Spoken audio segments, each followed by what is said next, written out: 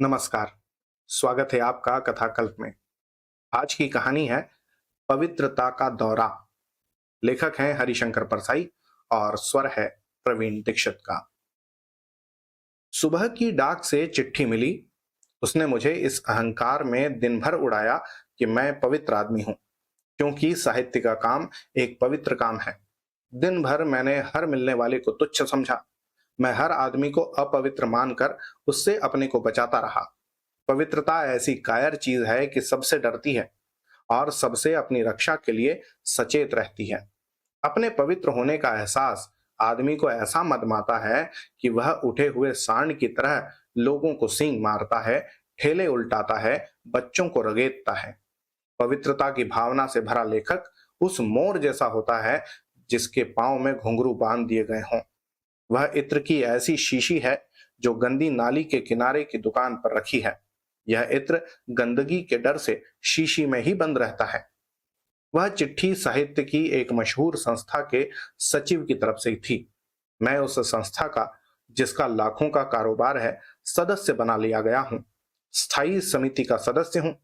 यह संस्था हम लोगों को बैठकों में शामिल होने का खर्च नहीं देती, क्योंकि पैसा साहित्य के पवित्र काम में लगे हुए पवित्र पदाधिकारियों के हड़पने में ही खर्च हो जाता है।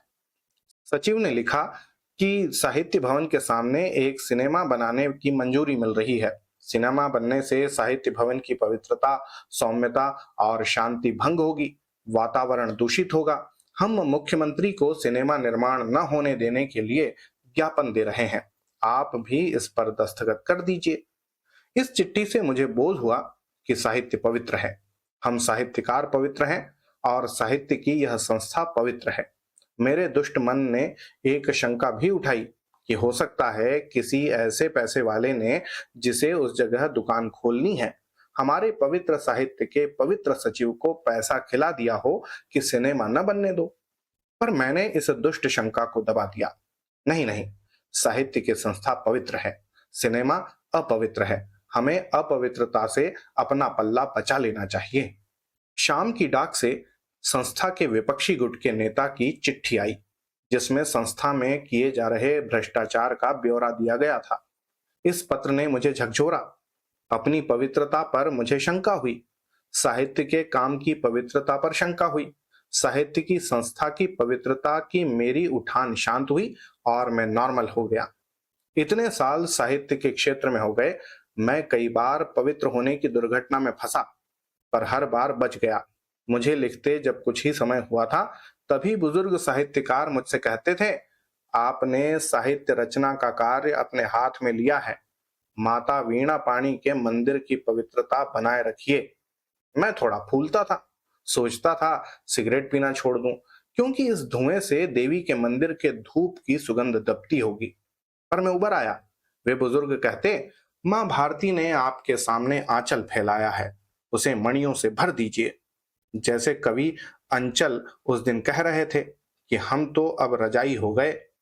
जी हाँ, मां भारती के आंचल में आप कचरा डालते जाएं और उसी में मैं मणि छोड़ता जाऊं। ये पवित्र लोग और पवित्र ही लिखने वाले लोग बड़े दिलचस्प होते हैं। एक मुझसे बार बार कहते, आप अब कुछ शाश्वत साहित्य लिखिए। मैं तो शाश्वत साहित्य ही लिखता हूं। वे सट्टे का फिगर रोज नया लगाते थे, मगर साहित्य शाश्वत लिखते थे। वे मुझे वाल्मीकि की तरह दीमकों के बमीठे में दबे हुए लगते थे। शाश्वत साहित्य लिखने का संकल्प लेकर बैठने वाले मैंने तुरंत मरते देखे हैं। एक शाश्वत साहित्य लिखने वाले ने कई साल पहले मुझसे कहा था, अरे, आप स्कूल मास्टर होकर भी इतना अच्छा लिखते हैं। मैं तो सोचता था आप प्रोफेसर होंगे। उन्होंने स्कूल मास्टर लेखक की हमेशा उपेक्षा की। वे खुद प्रोफेसर रहे, पर आगे उनकी यह दुर्गति हुई कि उन्हें कोर्स में लगी मेरी ही रचनाएं कक्षा में पढ़ानी पड़ी। उनका शाश्वत साहित्य कोर्स में नहीं लगा। सोचता हूं, हम कहाँ के पवित्र हैं। हम में से अधिकांश ने अपनी लेखनी को रंडी बना दिया है, जो पैसे के लिए किसी के भी साथ हो जाती है। सत्ता इस लेखनी से बलात्कार कर लेती है और हम रिपोर्ट तक नहीं करते। कितने नीचों की तारीफ मैंने नहीं लिखी। कितने मिथ्या का प्रचार मैंने नहीं किया। अखबारों के मालिकों का रुख देखकर मेरे सत्य ने रूप बदले हैं। मुझसे सिनेमा के चाहे जैसे डायलॉग कोई लिखवा लो। मैं इसी कलम से बलात्कार की प्रशंसा में भी फिल्मी गीत लिख सकता हूँ और भगवत भजन भी लिख सकता हूँ। मुझसे आज पैसे देकर मजदूर विरोधी अखबार का संपादन करा लो और कल मैं उससे ज्यादा पैसे लेकर ट्रेड यूनियन के अखबार का संपादन कर दूं।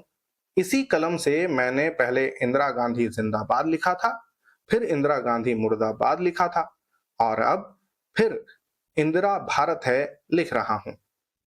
क्या हमारी पवित्रता है? साहित्य भवन की पवित्रता को सिनेमा भवन क्या नष्ट कर देगा? पर होता तो है। पवित्रता, शराफत, चरित्र का एक गुमान। इधर ही एक मोहल्ले में सिनेमा बनने वाला था तो शरीफों ने बड़ा हल्ला मचाया। यह शरीफों का मोहल्ला है, यहाँ शरीफ स्त्रियां रहती हैं और यहाँ सिनेमा बन रहा है। गोया सिनेमा गुंडों के मोहल्ले में बनना चाहिए ताकि इनके घरों की शरीफ औरतें सिनेमा देखने गुंडों के बीच जाएं। मोहल्ले में एक आदमी रहता है, उससे मिलने एक स्त्री आती है। एक सज्जन कहने लगे, यह शरीफों का मोहल्ला है, यहाँ यह सब नहीं होना चाहिए। देखिए, फलां के पास एक स्त्री आती है। मैंने कहा, साहब, शरीफों का मोहल्ला है तभी तो वह स्त्री अपने पुरुष मित्र से मिलने बेखटके आती है। क्या वह गुंडों के मोहल्ले में उससे मिलने जाती? पवित्रता का यही हाल है कि जब किसी मंदिर के पास से शराब की दुकान हटाने की मांग लोग करते हैं, तब पुजारी बहुत दुखी होता है। उसे लेने के लिए दूर जाना पड़ेगा। यहाँ तो ठेकेदार भक्ति भाव में कभी कभी मुफ्त भी पिला देता है। मैं शाम वाले पत्र से हल्का हो गया। पवित्रता का मेरा नशा उतर गया।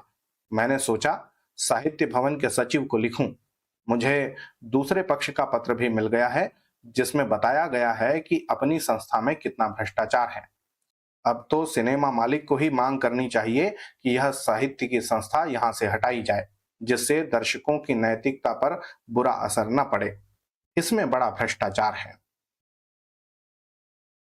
तो ये था आज का व्यंग, पवित्रता का दौरा। आपको कैसा लगा जरूर बताइएगा। होती है अगली कहानी में फिर मुलाकात। तब तक के लिए धन्यवाद और जय हिंद।